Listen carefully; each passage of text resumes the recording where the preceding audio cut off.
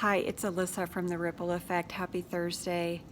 Something I want to talk about today is around the fear of being misunderstood. I would imagine that many of you who are watching and listening will relate to this because I tend to talk about, sensitivity and energy and things like that.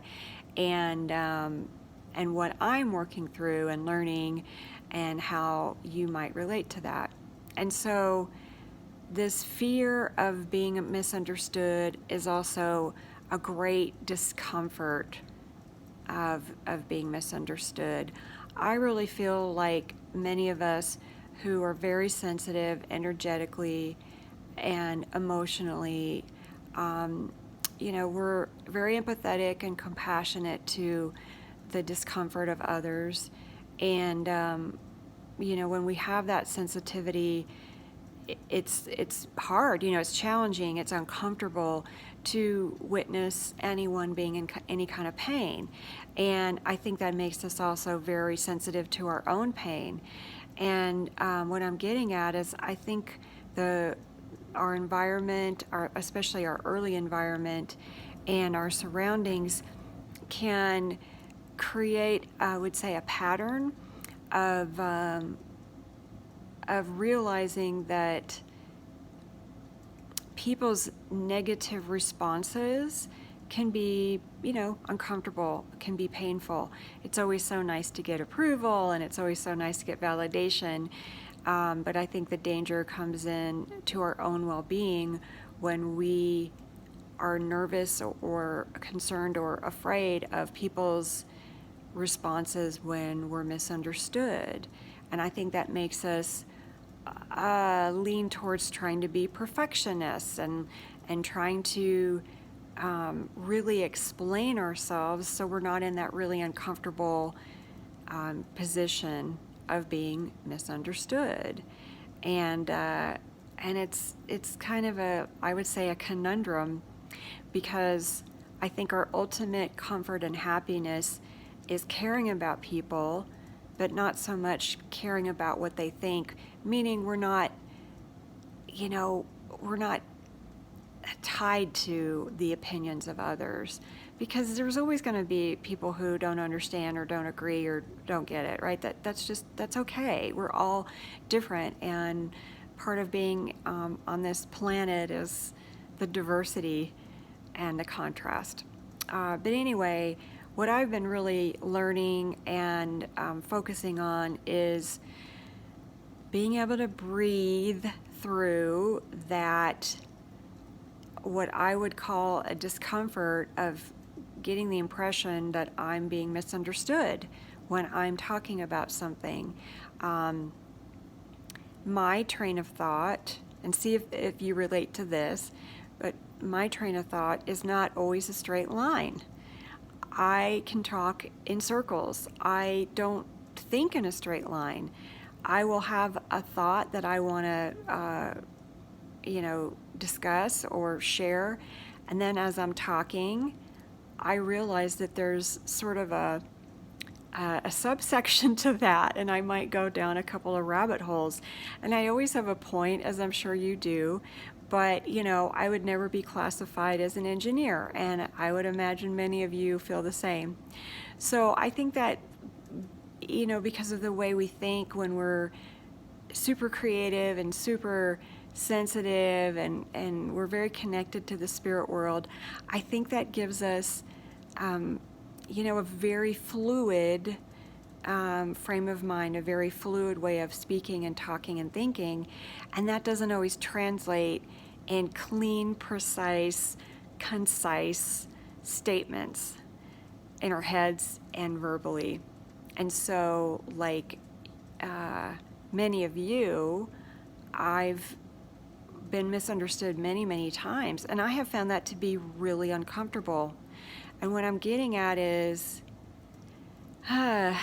learning to just be okay with that, honoring myself and you honoring yourself for exactly who we are, and being okay with, fill in the blank, not being liked, not being understood, thought of as a real weirdo, thought of as woo woo, whatever.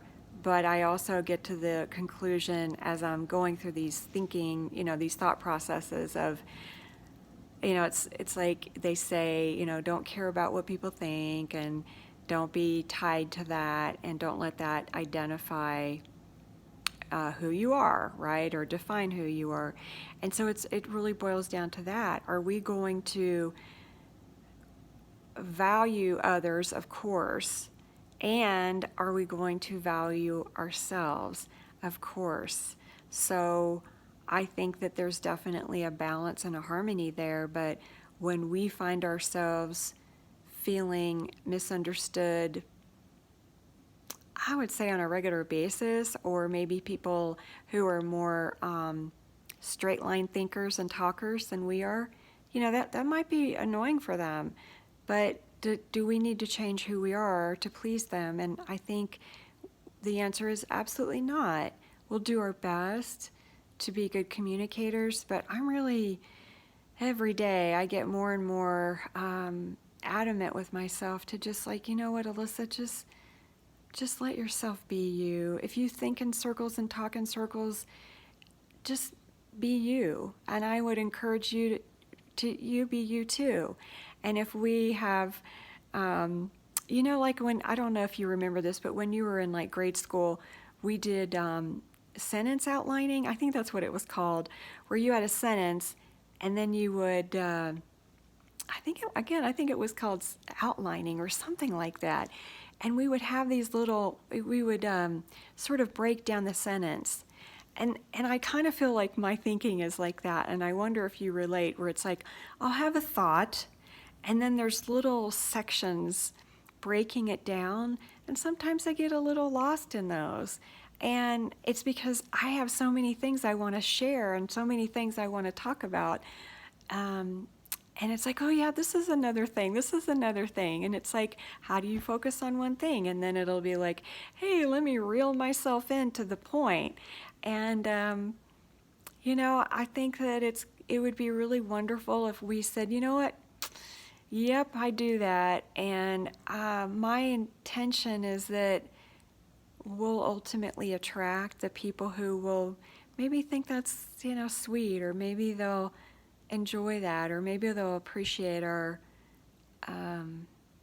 creativity and being maybe a bit more objective and visionary, if you will, and having great ideas. That certainly does feel nice to me, and I wonder how that feels for you. So ultimately, I want to encourage you, as I'm encouraging myself, to just, good Lord, let's just let ourselves be ourselves. And the right people, the optimal people, will be attracted to us. And the people who, don't like that so much won't be. And the more we allow ourselves to be authentic and just be really relaxed and comfortable in our own skin, then we're going to be more comfortable in our own skin. And isn't that nice? And doesn't that feel better than feeling like we have to be different just to fit in or please somebody else that, I wonder if they even care. I don't mean they don't care about us, but, does it matter, right? So anyway, just wanted to throw those things out there. Love to always hear your thoughts. Ultimately, it's to encourage us to just allow ourselves to be us and be happy with that. God made us this way. We are who we are, and that is just great. So I wish all of you a wonderful, beautiful day, a happy weekend. For those of you who are into football, you guys must be really excited because I know it started. Yay. And I look forward to talking with you next week. Take care.